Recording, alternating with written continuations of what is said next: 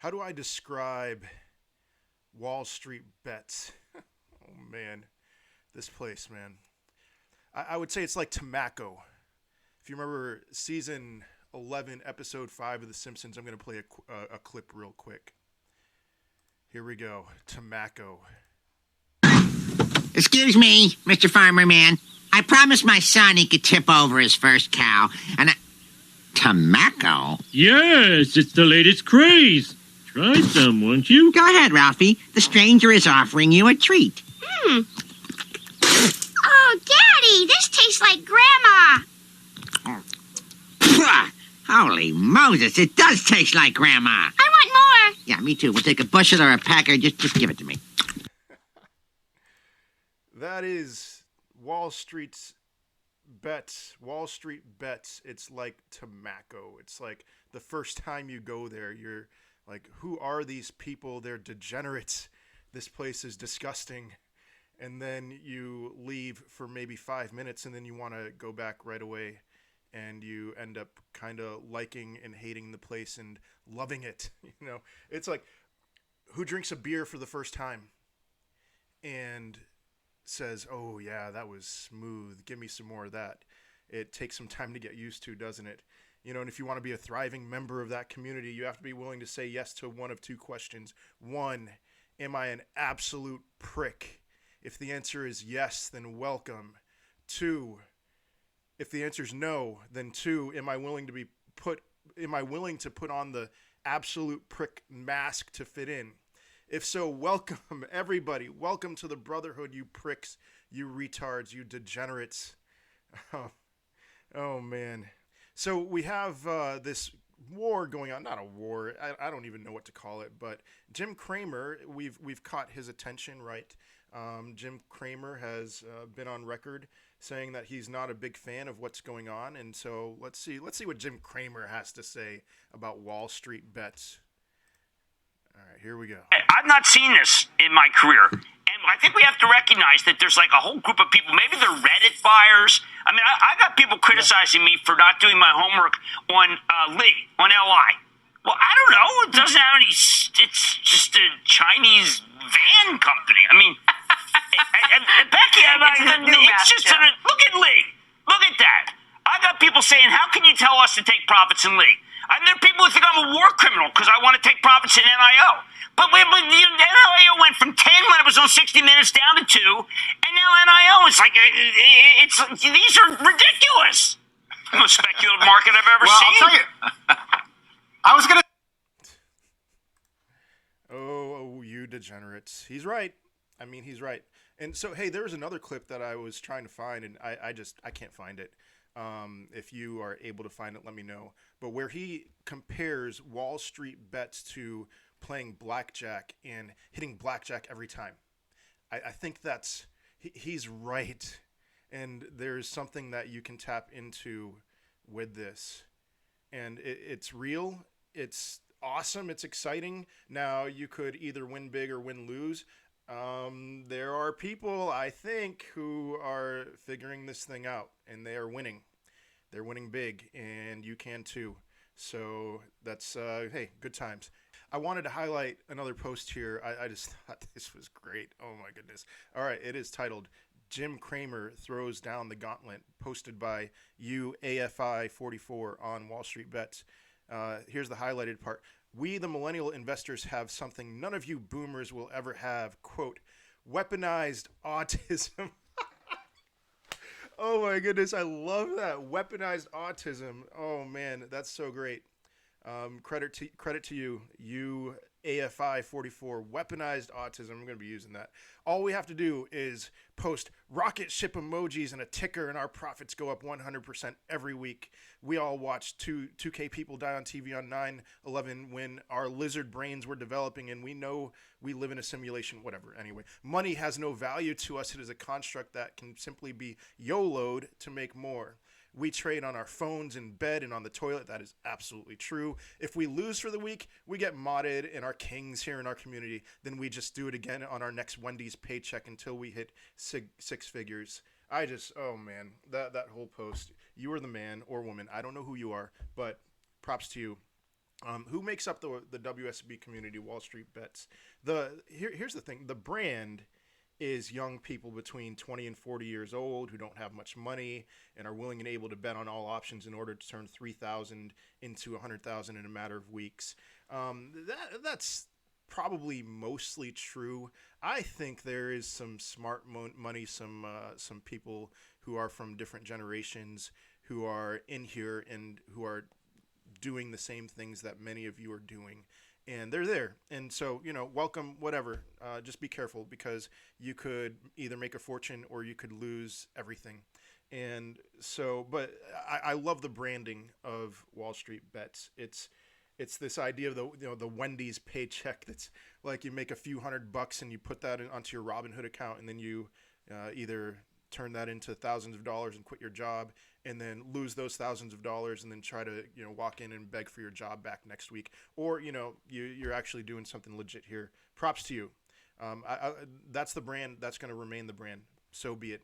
And so you have some people turning $3,000 into $100,000 in a matter of weeks. You have somebody, probably a couple people, maybe many people, turning something like $100,000 into $6 million riding the Tesla 2020 run all year. I've definitely seen that happen more than once.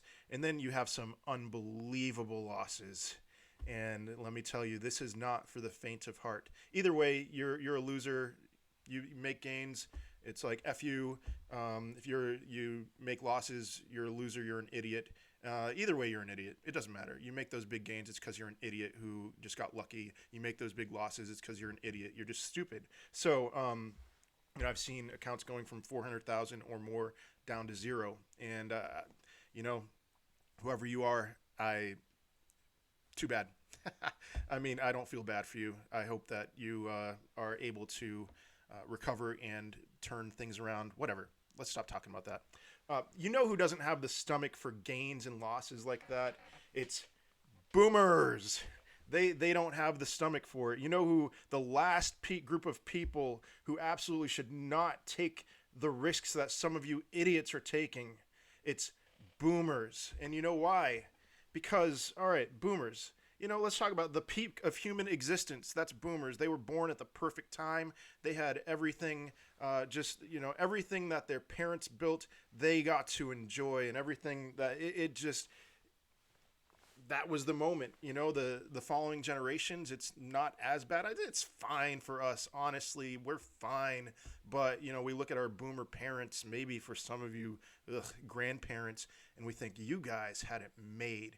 You got to go to college and work a job and graduate college, paying off your $300 tuition and without any debt, and you got a job working in a warehouse or wherever you worked, making whatever amount of money you made and buying a house for $30,000 and having that house appreciate 10x, 20x in your time there. 2,000 square foot house, living your happy life, no debt, and you retire and everything's just wonderful. You have this Social Security that won't exist by the time that those of us who are in the millennial generation, which I am on the very, very older end of the millennial generation, what's Social Security going to be like when we retire? Everything has been handed to you, you Ponzi schemers. Not that it's your fault. I would have taken the same advantages that you took when I was your age. But I like the variety of opportunity that those of us who are millennials have. It's like the internet, the advancement of technology. There's lots of great things that are coming our way. And so it's interesting because there is legitimate money to be made with options trading, and they think it's crazy, but they also absolutely should not do it because they have their retirement for the most part. And what's going to happen to them if they lose all that money? It's like they don't have time. They don't have much time left to make that back. Whereas us, those of us in the younger generations, it's like we have lots of time and we have very little money. So if we have a lot of money, if we have a little bit of money and we lose that, it's like, okay, we have time. We can build that back up through not only our Wendy's jobs, but driving for Uber and other things like that. Selling stuff on eBay, going to thrift stores and then selling, buying stuff, selling that for a profit on eBay. There's plenty of opportunities for us. Those opportunities aren't the same for boomers. Boomers, stay away. But listen, boomers don't like our get rich quick schemes, and why is that? Because it works. 80% of the time, it works every time. I know in Anchorman it says 60% of the time it works every time. Whatever. Boomers don't like it, but guys, this works, and they don't like it. How dare you! Thank you, Greta, because they know they should stay away, and they don't want to stay away. So be it. Hey, let's dive on into some meme stocks. All right, meme stocks. Palantir. Oh, Palantir down a little bit today. I'm sorry. Pour out some tears, some drinks for your homies. Palantir's down. That's not surprising. I mean, think about how much buzz Palantir has been getting lately, and it's like it was due for some kind of correction. We'll see where it goes from here. Will the weak hands leave? Because I'd love to buy some more Palantir at a lower price. I am long on Palantir. All right, so let's see what's going on. What do we got here? Is Palantir the next Facebook or MySpace? If you saw my previous video on Palantir, I'm thinking it's the next Facebook. What do Facebook and Google make?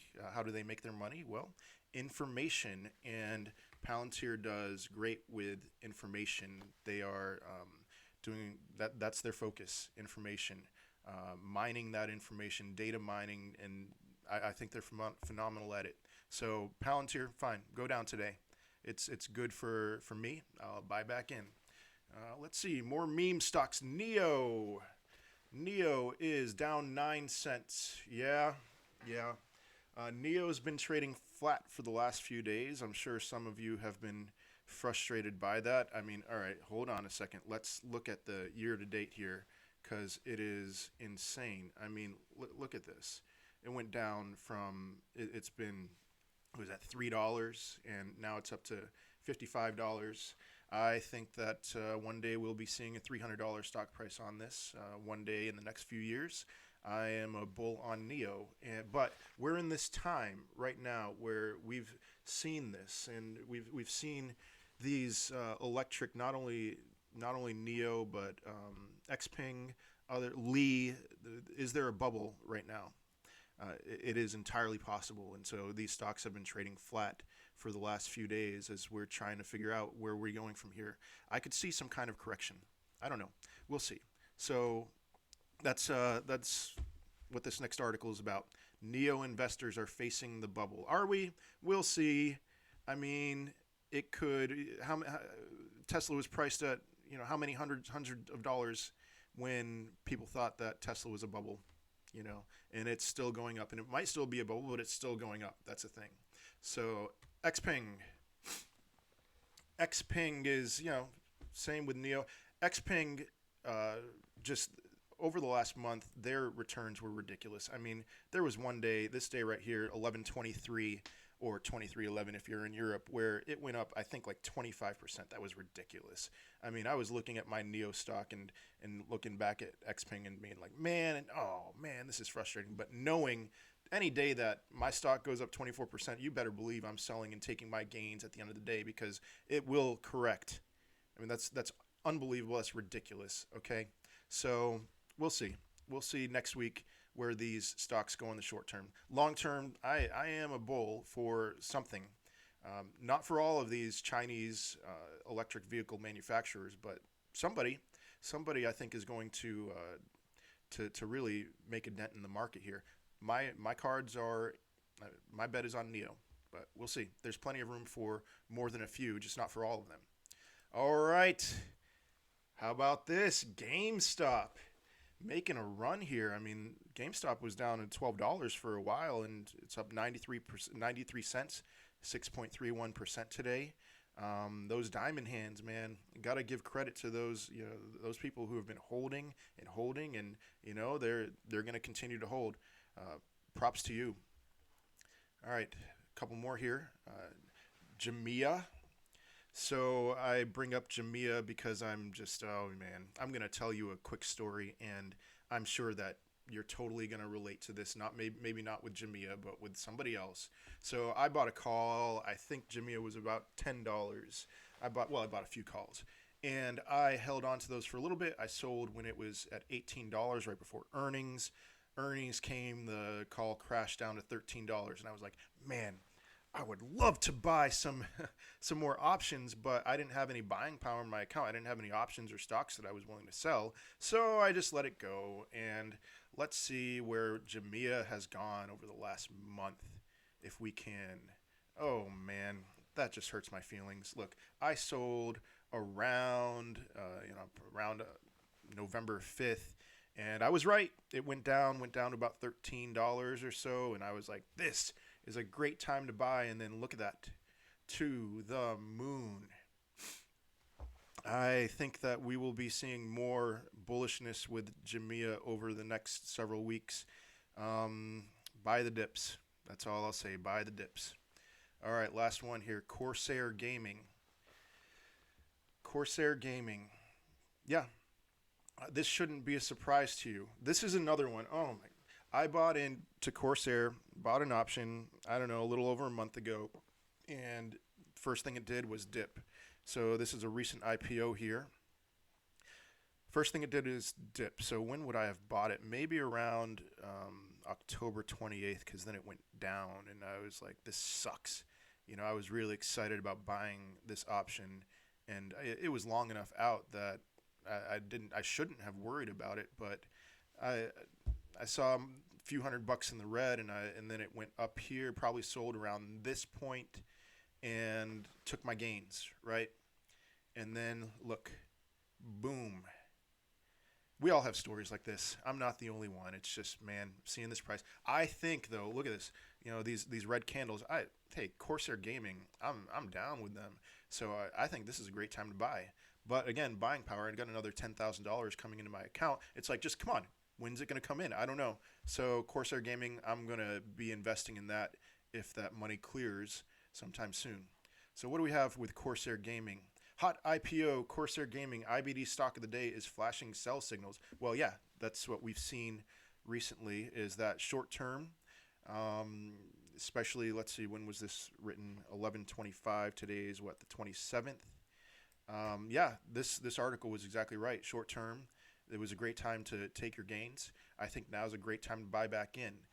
Why is that? Well, here's why the best is yet to come for Corsair Gaming.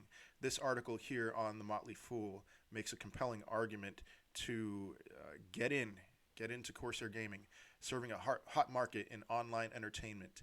And you know, as we're talking about, the opportunity could be massive. There are some concerns that it's just benefiting from a COVID bump. I mean, you know, here's the thing with COVID that I believe is happening is that I think what this is doing is actually setting in some habits that if gaming is booming because of the coronavirus, which certainly it is, that's going to cause people to behave certain ways permanently, or at least for the next several years. I mean, how much more time do we have with COVID? I think 2021, COVID is still going to be a huge thing, even with the vaccine coming out. You know, I have no concerns with Corsair. Great time to invest. And all right, on that subject, IPOs. All right, the first rule about IPOs that you need to follow, the first rule of IPOs that you're excited about: do not talk about IPOs that you're excited about. The second rule of IPOs that you're excited about: do not talk about IPOs you're excited about. Okay, so I'm just going to flash this on the screen and then we're going to move on.